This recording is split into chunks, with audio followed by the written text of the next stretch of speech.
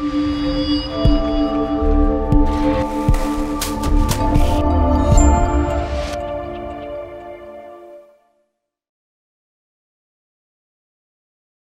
is part 2 of tonight's Opportunity Zone Meetup.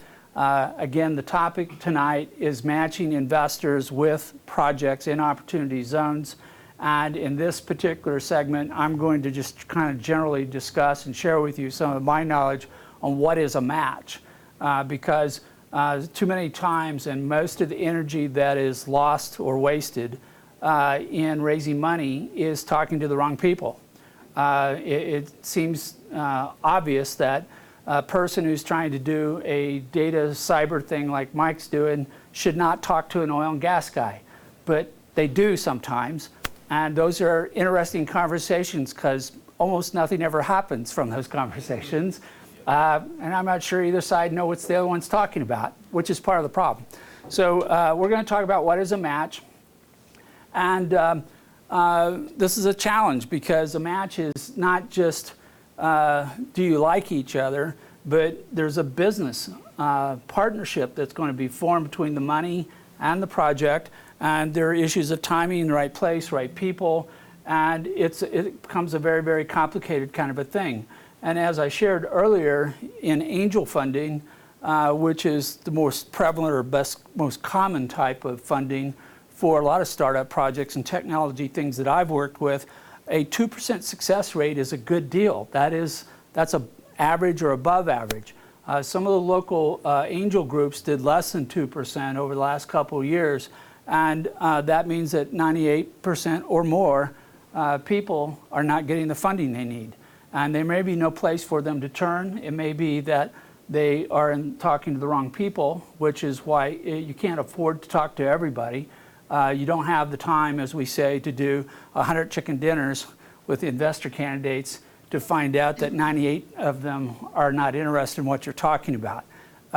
So what do we do in a match?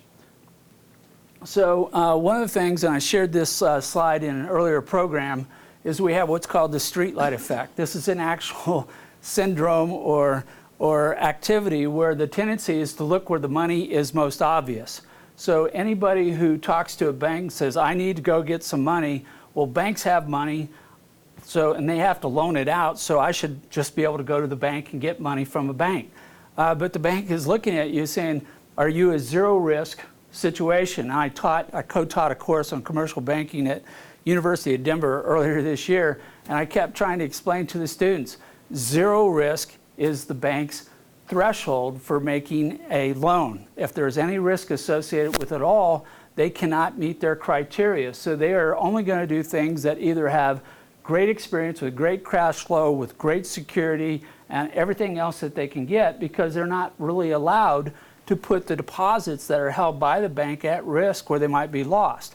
Even with FDIC insurance and all the backups and other things that are put behind it, banks are zero risk scenarios. So they're not going to look at anything that has risk. Because you walk in the door and go, it's never been done before, you might as well just keep on going because they're never going to talk to you.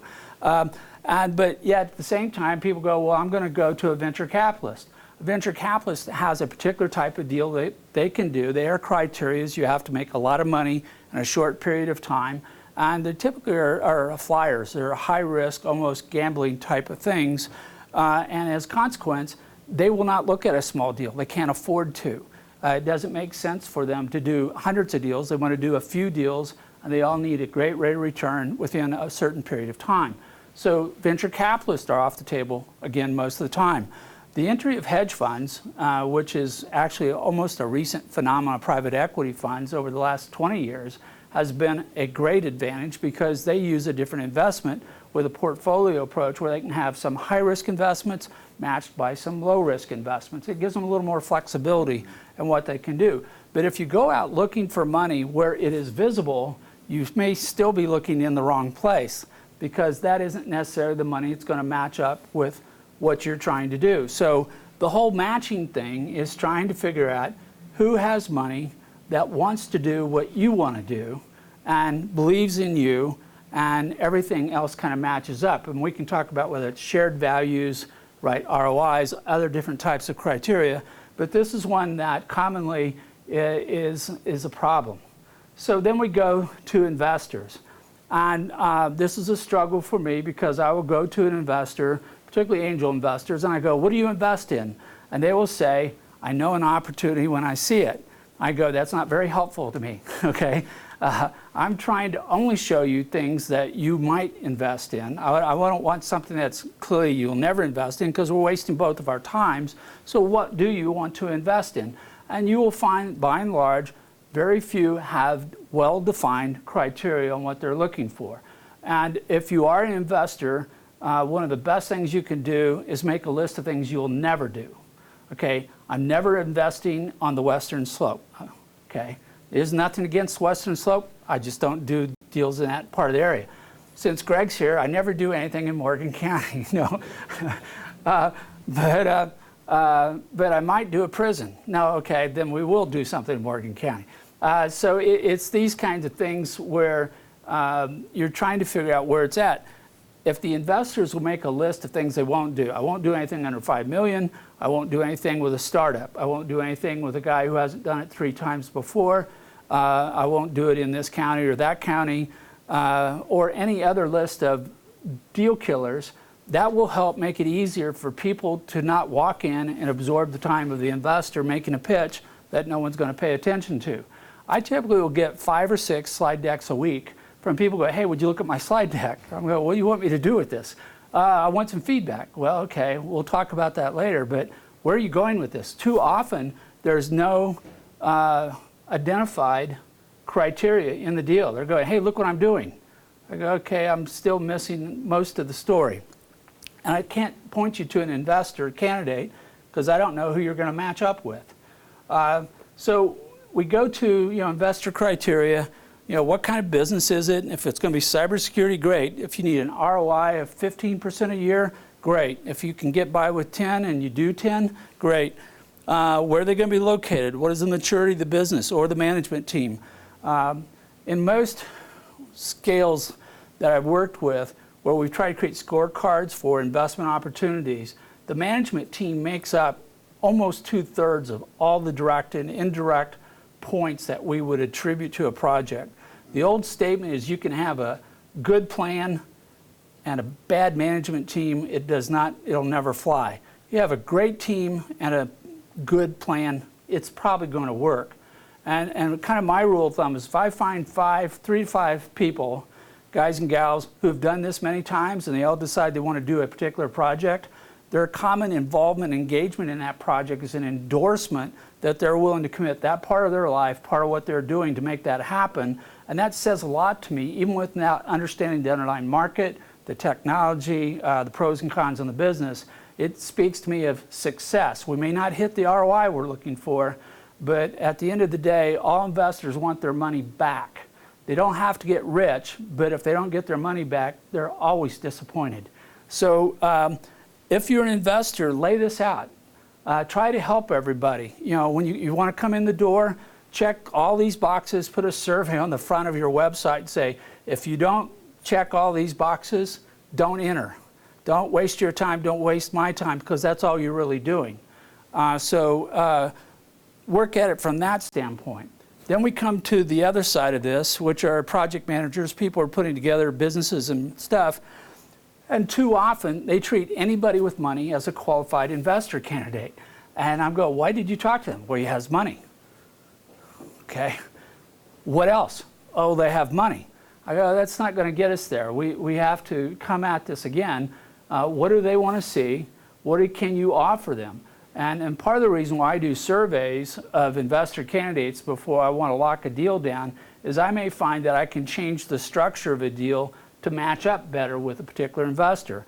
I might have thought I would do this in an equity and nobody will touch an equity deal, but they will do a revenue share, or they'll do a convertible of some kind, or we'll do a combination where I might create 2 funds, opportunity zones. One's an equity fund and one's a debt fund, and if you invest, 40% of your money goes into the equity and part of it goes into the debt fund because it gives me a little cash flow throughout the 10-year time frame, which I want to see happen, but the rest of it I'm trying to maximize my gain from the benefit that is non-taxable. So I can do different things by talking to the investors in advance and getting a feel for what they're really interested in. But I cannot treat everybody with money as a candidate.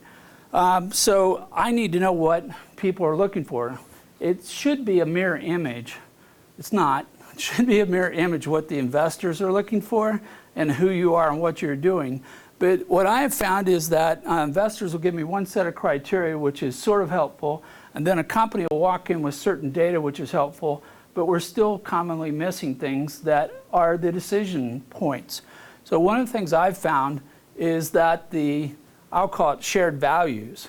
So I may be working with a group who wants to help with housing, and if this person tells me they're there to make money, I'm generally thinking this may not be the right person for this particular project.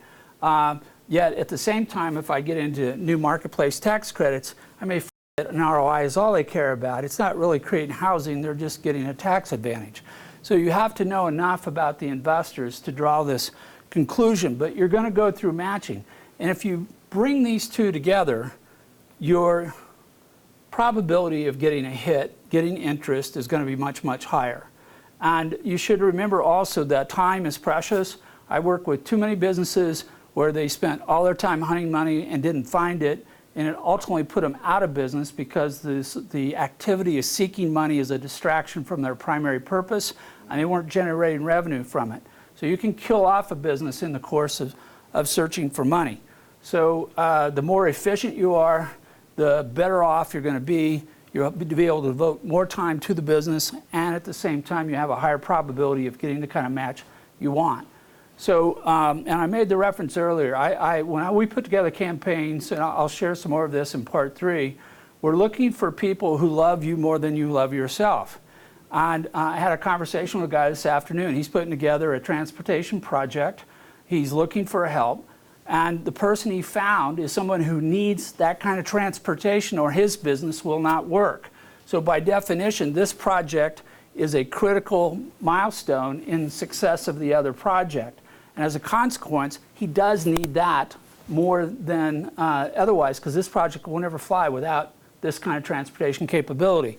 So the net of that is that, yes, if you're fulfilling somebody else's mission by your existence, by your success, we're not really pitching for money anymore, we're negotiating terms because they need you in order to get where they want to go. You become part of their business plan, you become part of their milestones.